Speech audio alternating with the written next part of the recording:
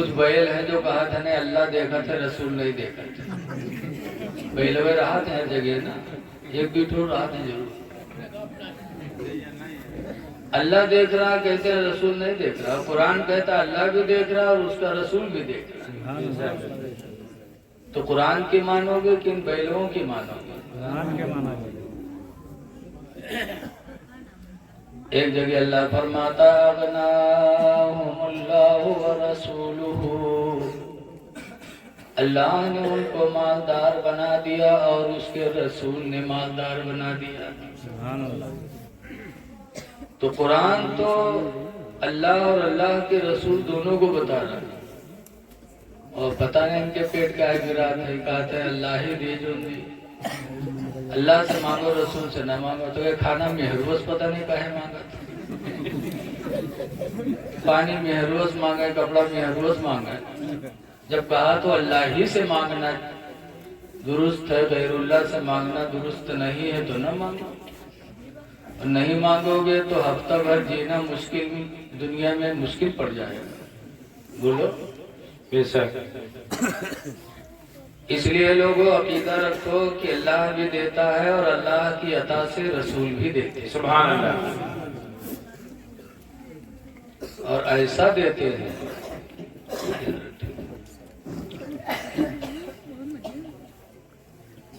حضور ہجرت کر کے مکہ سے مدینہ گئے, 400 کلومیٹر تقریباً مکہ سے مدینہ. راستے میں بھوکے ہوئے, کچھ تھا نہیں, تو ایک جھوپڑی نظر آئی تو گئے, دروازہ کھٹکھٹایا, ایک بڑھیا نے دروازہ کھولا. اس جھوپڑی میں رہنے والی بڑھیا, اس کا نام ام معبد تھا. نام یاد کر لو, ام معبد تھا. حضور نے فرمایا بوڑھی ماں ہم دونوں بھوکے ہیں, کچھ کھلا سکتی ہو؟ کہا بیٹا کچھ بھی نہیں کرتی, کچھ بھی نہیں. عورتیں جھوٹ بھی بہت جلدی بولتی, اللہ کے نام پر دیکھنے پر کچھ نہیں بیٹا. تو اس کے یہاں ایک بڑھیا بکری بندھی تھی. مستقیم بہترین ہاتھ لگاؤ بھائی, تم اب نہ لگے ہو تو صحیح نہیں چلے. آپ کو دیکھا تھا میں خوش ہو گیا تھا کہ مستقیم بھائی ہیں تو انشاءاللہ مائک بہت صحیح چلے گا. بڑھیا بکری بندھی تھی, بالکل کمزور, دبلی پتلی, تھن سوکھے ہوئے. سرکار نے بڑھیا سے کہا بوڑھی ماں اگر اجازت دے تو بکری کا دودھ دو کے پی لیں. بڑھیا کہا کہ دیکھت نہیں ہو کہ جان نہیں ہو, کہا تو دودھ پی لیں. سبحان اللہ. سبحان اللہ. تو حضور نے فرمایا تم اجازت دے دو تو ہم دو لیں. بڑھیا نے جھلا کے کہا جا دو لو. کہتی ہوں دبلی دبلی ہے, کہتے دو لے جا دو لو. حضور گئے اور بسم اللہ پڑھ کے جو بکری کے تھن میں ہاتھ لگایا,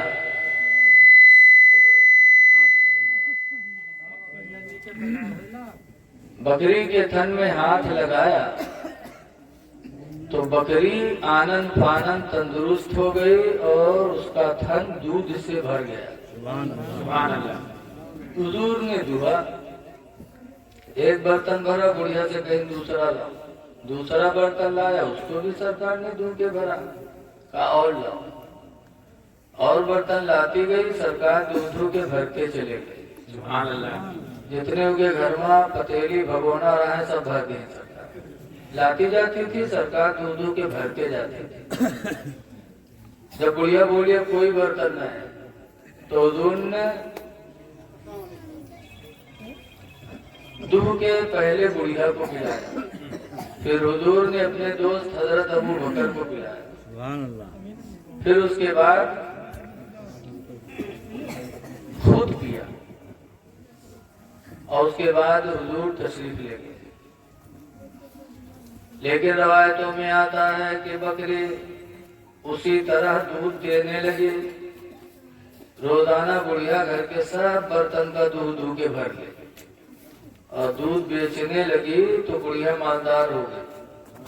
کتنے دن تک بکری دودھ دیتی رہی؟ مہینہ 2 مہینہ نہیں, سال 2 سال نہیں, روایتوں میں لکھا ہے کہ 18 سال تک برابر وہ بکری دودھ دیتی تھی. سبحان اللہ. اسی طرح سے غریب تھی دولت مند ہوتی. یہ میرے نبی کی عطا ہے، جس کو چاہا مالدار بناتی. بے شک. اسی لیے اعلیٰ حضرت امام اہل سنت رضی اللہ تعالیٰ عنہ فرماتے ہیں، کون دیتا ہے دینے کو منہ چاہیے. بے شک. سبحان اللہ. کون دیتا ہے دینے کو منہ چاہیے، دینے والا ہے سچا ہمارا نبی. سبحان اللہ. دینے والا ہے سچا ہمارا نبی. دیکھیے نبیوں کے بعد دنیا میں ولی آئے، لیکن ولیوں میں سب سے بڑا ولی کون ہے؟ کون ہے؟ ایک صاحب بولے غوث پاک بڑے ولی. غوث پاک بڑے ولی نہیں. ولیوں میں سب سے بڑے ولی رسول اللہ صلی اللہ علیہ وسلم کے دوست حضرت ابو بکر ہیں. سبحان اللہ. قانون شریعت میں لکھا ہے کہ ولیوں میں سب سے بڑے ولی حضرت ابو بکر ہیں. چاروں خلفاء اللہ کے ولی ہیں. اس کے بعد حضرت عمر ہیں، اس کے بعد حضرت عثمان غنی، اس کے بعد حضرت علی. لیکن ہم لوگ بڑے ولیوں کا بھولے بیٹھے ہیں. ان کے دن گزر جاتے ہیں، ہم کا لوگوں کو پتہ ہی نہیں چلا. اور ان سے چھوٹے چھوٹے جو ولی ہیں، مثال کے طور پر بڑے پیر حضور غوث پاک ولی ہیں، لیکن ان کی تاریخ آتی ہے تو پوری دنیا میں یہ رہی ہوتی ہے. بے شک. غریب نواز کی چھٹی آتی ہے، پوری دنیا میں نیاز ہوتی ہے. حاجی واری سے پاک کے یہاں لوگ جاتے ہیں، بریلی شریف جاتے ہیں، کہ چوچا جاتے ہیں، بلگرام جاتے ہیں. لیکن افسوس ہے کہ ہم ان لوگوں کو بھولے بیٹھے ہیں جن کا احسان اسلام پر بہت ہے. بے شک. ابھی تاریخ آ رہی ہے، سب سے بڑے ولی حضرت ابو بکر رضی اللہ عنہ. تاریخ آنے والی ہے، 17-18 دن باقی ہیں. 22 جمادی الاخری کو سرکار کے دوست ہیں. اور ایسے دوست جو حضور فرماتے ہیں کہ دنیا میں سب کے احسان کا بدلہ میں نے تو چکا دیا سوائے ابو بکر کے، کہ ابو بکر کے احسان کا بدلہ میں نہ چکا پایا. سبحان اللہ. اب بتاؤ، جس کا احسان میرے پیغمبر مانتے ہیں کہ سب کے احسان کا بدلہ میں نے چکا دیا سوائے ابو بکر. تو اے لوگوں، ان خلفاء کو بھی یاد رکھو، ان کا بڑا احسان ہے. حضرت عمر فاروق اعظم رضی اللہ تعالیٰ عنہ رویا کرتے تھے اور کہا کرتے تھے، یا اللہ میری زندگی کی ساری نیکیاں ابو بکر کی 2 نیکیوں کے برابر ہو جاتی. سبحان اللہ. میری زندگی کی ساری نیکیاں ابو بکر کی 2 نیکیوں کے برابر ہو جاتی. حضرت ابو بکر کی 2 نیکی وہ کون ہے؟ کتنی بڑی نیکی ہے وہ. سبحان اللہ. تو حضرت ابو بکر کی پہلی نیکی یہ ہے کہ جب مکہ کے لوگ میرے نبی کے جان کے دشمن ہوئے اور میرے نبی نے مکہ سے ہجرت کیا، تو اس رات حضرت ابو بکر حضور کے ساتھ چلے. 40,000 درہم کل حضرت ابو بکر کے گھر میں تھا. درہم چاندی کے روپے کو سمجھتے. 40,000 درہم کل حضرت ابو بکر کے گھر میں تھا. وہ 40,000 درہم لے کے رسول اللہ کے ساتھ روانہ ہو گئے. سبحان اللہ. کوئی فکر نہیں ہے اولاد کی، نہ ماں کی، نہ باپ کی، نہ کسی کی نہیں. فکر ہے تو رسول اللہ کی. بے شک. اور 35,000 مدینہ پہنچتے پہنچتے حضرت ابو بکر نے سب خرچ کر دیا، اور مدینہ میں پہنچے تو وہ بھی 5,000 روپیہ رسول اللہ کے اوپر نچھاور کر دیا۔ سبحان اللہ۔ بڑا احسان ہے حضرت ابو بکر کا امت مسلمہ پر۔ تو ایک نیکی وہ جو ہجرت کی رات میں سرکار کا ساتھ دیے تھے، وہ نیکی محبت رسول والی ہے، اس کے رسول تھا تبھی تو۔ اور دوسری نیکی حضور صلی اللہ علیہ وسلم کے وصال کے بعد کچھ لوگ زکوٰۃ دینے سے منکر ہو گئے اور زکوٰۃ کا انکار کر کے اسلام سے پلٹ گئے، مرتد ہو گئے۔ تو حضرت ابو بکر رضی اللہ عنہ نے تلوار اٹھائی اور کہا زکوٰۃ نہ دینے والوں سے میں جنگ کروں گا، یہاں تک کہ جس رسی میں جانور باندھتے ہیں جانور کی زکوٰۃ چھوڑ دو، اس رسی کی زکوٰۃ نہیں دیں گے تو میں ان سے جنگ کروں گا۔ تو حضرت ابو بکر نے کہا امیر المومنین ایسا نہ کرو، اگر اتنی سختی کرو گے تو اسلام سے لوگ پلٹ جائیں گے، اسلام کا نظام درہم برہم ہو جائے گا۔ جب حضرت عمر نے رائے دیا تو حضرت ابو بکر رضی اللہ تعالی عنہ کو غصہ آیا اور فرمایا انتا جبار فی الجاہلیت، عمر تم زمان جاہلیت میں تو بہادر تھے، وانتا خوار فی الاسلام، اور اسلام لانے کے بعد بزدل ہو گئے۔ تم الدین، دین مکمل ہو چکا ہے عمر سن لو، وقد انقطع الوحی، اور حضور کا وصال ہو گیا، وحی کا آنا بھی بند ہو گیا، دین مکمل ہو گیا، وحی کا آنا بند ہو گیا۔ عمر اینقص، کیا دین گھٹ جائے، وانا حی، اور میں زندہ رہوں، زکوٰۃ کو لوگ ختم کر کے دین کو کم کر دیں اور میں زندہ رہوں؟ عمر وہ دن اللہ مجھے نہ دے کہ اسلام گھٹے اور میں دنیا میں رہوں۔ حضرت امیر المومنین حضرت ابو بکر نے زکوٰۃ نہ دینے والوں سے جنگ کیا، تب زکوٰۃ کا انکار کرنے والوں کو احساس ہو گیا کہ حضور تو وصال کر گئے لیکن نظام مصطفیٰ اور اسلام کا نظام کبھی برباد نہیں ہوگا۔ سبحان اللہ۔ نظام اسلام برقرار ہے، حضور کا تو وصال ہو گیا لیکن نظام اسلام میں کوئی کمی نہیں آئے گی، تو جو پلٹ رہے تھے اسلام سے وہ پھر اسلام میں واپس آ گئے۔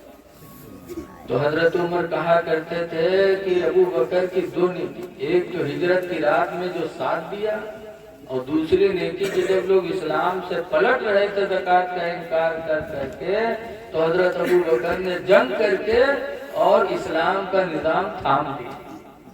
تو دو نیکی حضرت ابو بکر کی ایسی تھی کہ حضرت عمر کہا کرتے تھے یا اللہ میری زندگی کی ساری نیکیاں ابو بکر کی دو نیکیوں کے برابر ہو جاتی۔ کتنے بڑے ولی تھے۔ تو پہلی نیکی ان کی عشق رسول کی تھی، نبی سے عشق کیا تھا، سب کچھ چھوڑ دیا اور نبی کے ساتھ ہو لیا۔ اسی لیے کہا جاتا ہے کہ سب سے بڑی دولت اگر ہے تو وہ محبت رسول ہے، عشق رسول۔ اسی لیے کسی کہنے والے نے کہا عشق نبی نے دل کو میرے دل بنا دیا، عشق نبی نے دل کو میرے دل بنا دیا، اور محشر میں منہ دکھانے کے قابل بنا دیا، محشر میں منہ دکھانے کے قابل بنا دیا، اور آئے نہ تھے حضور مگر ان کا چرچا تھا، آئے نہ تھے حضور مگر ان کا چرچا تھا، آئے نہیں تھے چرچا تھا۔ حضرت سلیمان پیغمبر علیہ السلام ایک دن اپنی تخت پر بیٹھے اڑتے ہوئے جا رہے تھے. حضرت سلیمان علیہ السلام کا تخت اڑتا تھا. سبحان اللہ. اور کتنا بڑا رہا تخت؟ 4 بائی 6 کے نہیں رہا. 40 بائی 40 گز چوڑا، 40 گز لمبا. اور میں کوئی مشین نہیں لاگ رہا ہے، نہ پر لاگ رہا ہے. صرف حضرت سلیمان علیہ السلام ہوا کو حکم دیتے تھے، بس وہ ہوا سلیمان علیہ السلام کے تخت کو اڑا کر چل دیتی تھی. ایک دن سب لوگ بیٹھے تھے، سلیمان علیہ السلام نے تخت کو حکم دیا تو تخت اڑنے لگا. اڑتے اڑتے جب وہ تخت مدینہ کے اوپر سے گزرا، جب شہر مدینہ کے اوپر سے سلیمان پیغمبر کا تخت گزرا، تو حضرت سلیمان علیہ السلام نے اپنے ساتھیوں سے کہا تھا کہ بھیا بیٹھ جاؤ، تھوڑا بیٹھ کے کام کرو. حضرت سلیمان علیہ السلام نے اپنے ساتھیوں سے کہا تھا، اے لوگوں دیکھو دیکھو، ہاذی ہجرت نبی آخر الزمان، یہی وہ شہر ہے جہاں آخری نبی مکہ سے ہجرت کر کے آئیں گے. فَطُوبَىٰ لِمَنْ آمَنَ بِهِ، تو مبارکبادی ہے اس کے لیے جو اس آخری نبی پر ایمان لے آئے.